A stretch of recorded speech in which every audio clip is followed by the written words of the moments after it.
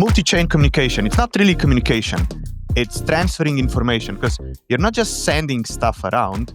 You make sure that what you're sending around is correct, and you make sure that what you're sending around is useful. So you're not just taking bits and pieces, you're really making sure that whatever gets on another chain or whatever gets from the other chain, so be it Bitcoin, be it XRP Ledger, to your chain, can be useful. And as I said before, as a hot take, there are just some bridges that you don't cross. So security is paramount. When you're creating your architecture, you really, really, really need to make sure that the bottom line, the bottom building block is not going to break. Not when you scale to ×5, not when you scale to ×10.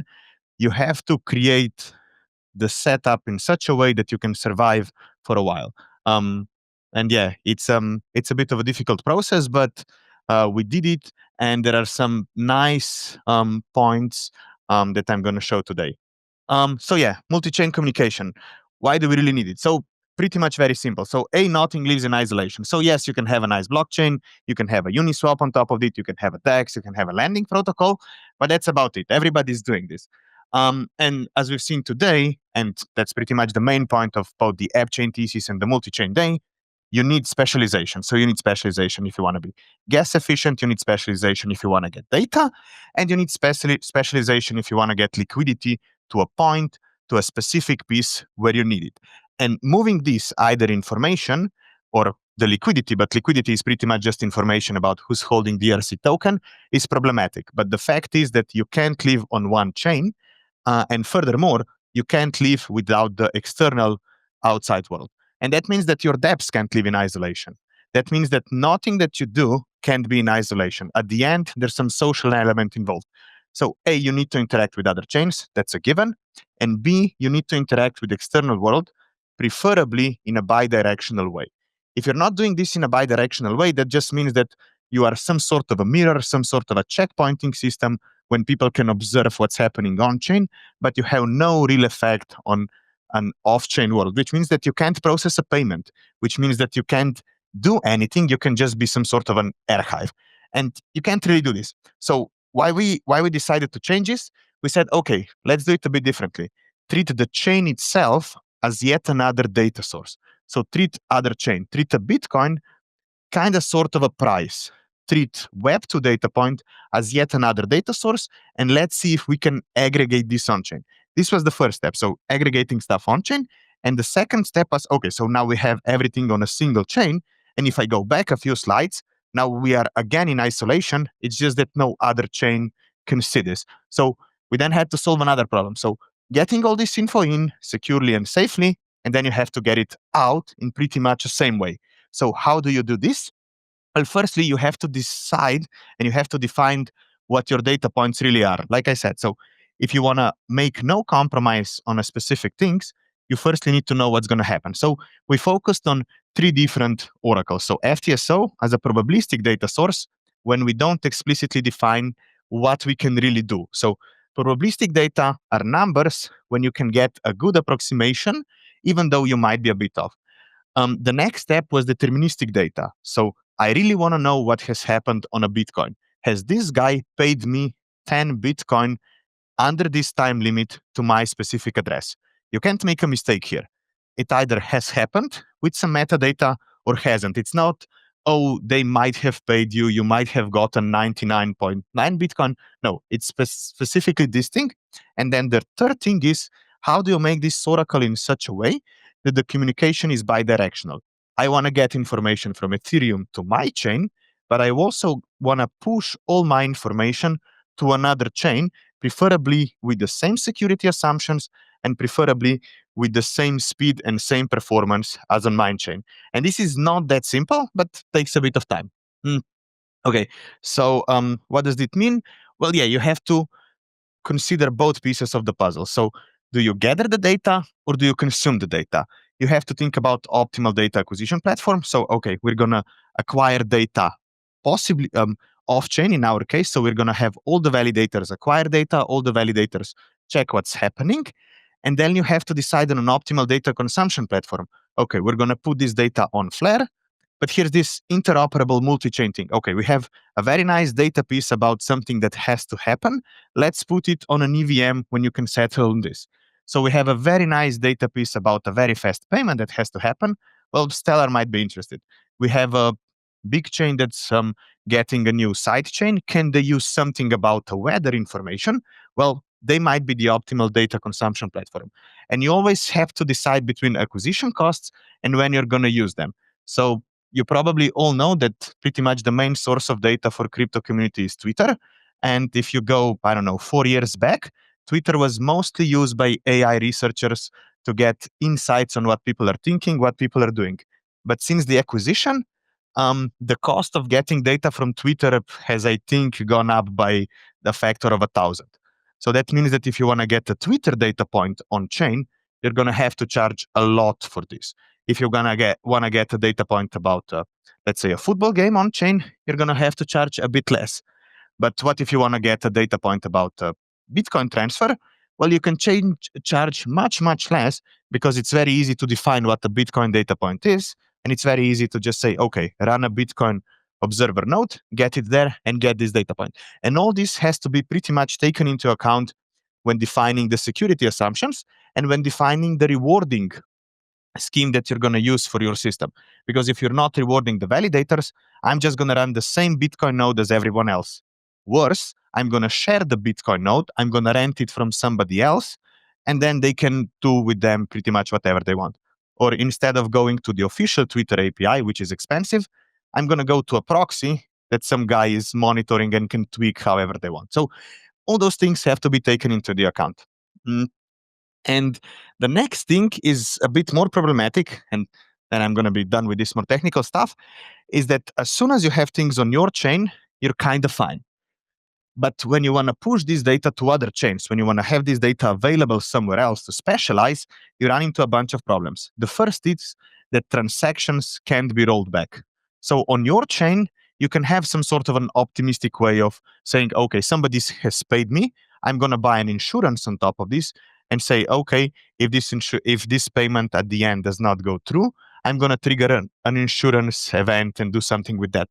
But as soon as you put your data on another chain, those rollbacks or these insurance systems are pretty much impossible. Let's say data gets to Flare, we push it to another EVM chain, the Ethereum mainnet, and something else happens on top of this data on another, let's say on another DEX or some other protocol. There is no way to follow this sequence of events and somehow get them back. So that means that as soon as you get a data point on chain, you have to be 100% secure that it's there and it can't move, which provides a problematic second step, which is that as soon as you do this, as soon as you want to do this, you have to wait. And waiting is bad for both developer experience and waiting is bad for user experience. So, I mean, even now, waiting for a few seconds for Ethereum transaction to go through is kind of annoying. But if you want to wait for a Bitcoin chain to fully settle, to use this information, you need to wait for a lot longer. So I don't know, have you deposited Bitcoin to an exchange lately? So waiting for those 3 blocks to go through to be sure that everything is over, that takes time. And you have to take this into the account when you're developing a system. And as we did, we really erred on the side of caution and make sure that A, security is a bit configurable, but B, we impose a hard limits on what kind of security you can configure and what kind of security you can't configure.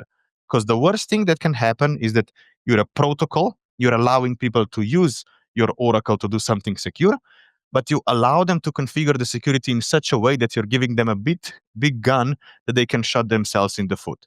So you have to be very clear about the security assumptions and at some point treat users like small children and say, look, you're not allowed to go below this. We made sure that things function up to this point.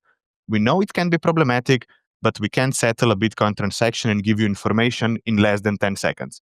No way. Even if you want to do it, even if you understand all this, even if you signed 10,000 pages of terms and conditions, some things are off the limit, like I said. So you can't compromise on some things on behalf of user experience because at the end, people are going to forget about this. People don't care about security because security is like insurance. They don't care until they really need to. And you have to be the person that's providing them this necessary limit saying, look, this is where the assumptions are starting to break. Okay, so how do we solve this? Well, we said the following. So we already have a validator set. So we already have the block builders on our network, and we have a nice economic security on top of this.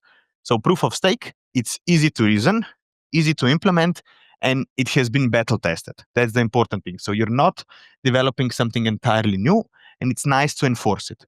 So what we did, we said the following. Okay, so we're gonna add the data protocols on top of this and say to all the validators, to all the block builders, you have to do all this stuff. You have to build a block, you have to provide data, and you have to look at some other chains to know what's happening.